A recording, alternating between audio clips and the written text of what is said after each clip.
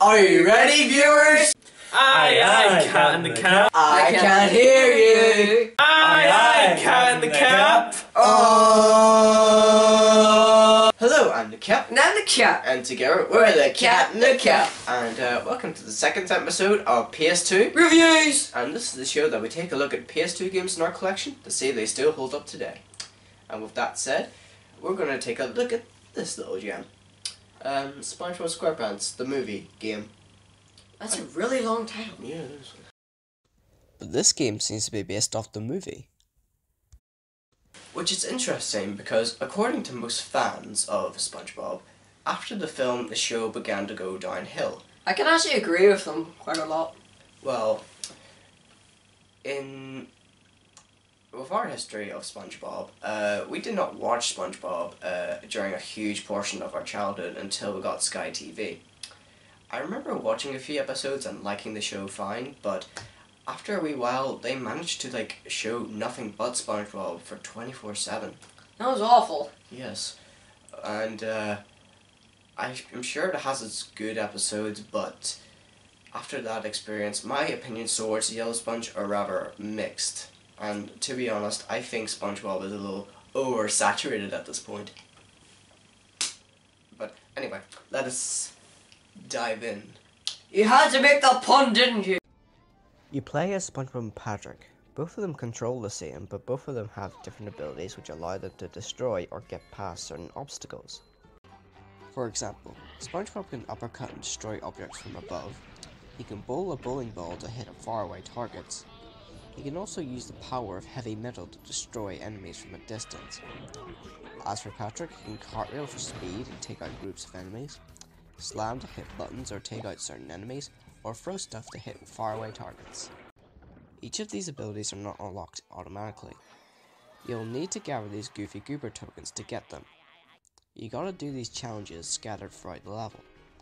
For example, Patrick's trippy box platforming challenge, the sponge ball, the arena.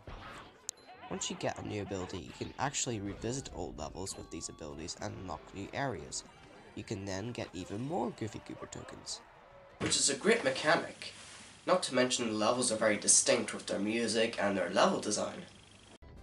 Oh, and remember these power-ups I mentioned earlier? Also scattered throughout the level are these weights, which are these games' points. You can use these points to upgrade your abilities, get more health, or increase the power and range of your attacks, which are almost essential near the end of the game. Speaking of difficulty, the bosses are a bit of a joke, and they're a bit obvious to beat. Your health goes down quicker than a meteorite falling to Earth, except for Neptune. He was pretty challenging. On top of that, I do not like the driving sections. I don't mind the sliding stages, but driving the paddy wagon is a bit dull.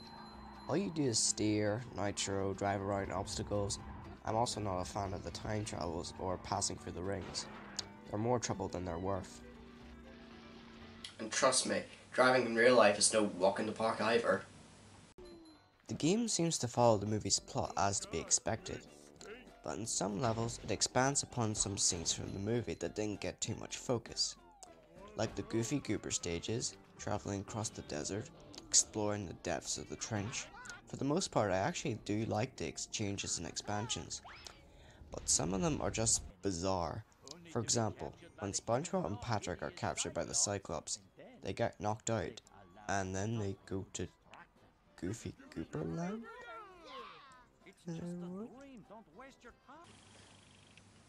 Makes sense to me. Yeah, I guess right. But overall, I think this game is a gem on the PS2. The graphics are appealing, the gameplay is challenging and varied, but I do think sometimes that it is rather inconsistent with its source material. And I do think it can be a little frustrating with its difficulty sometimes. Special thanks to my friends from college for the intro. Thank you guys so much, you guys are awesome, and thank you, viewer, for watching this video. Don't forget to like us on Facebook and Twitter, and also if you would like to support the show and keep it going, click here to go to our Patreon page, or there's a link in the description. Thank you guys so much for watching, and I'm the Cap. And I'm the Cat. And we'll see you in the next one. Goodbye.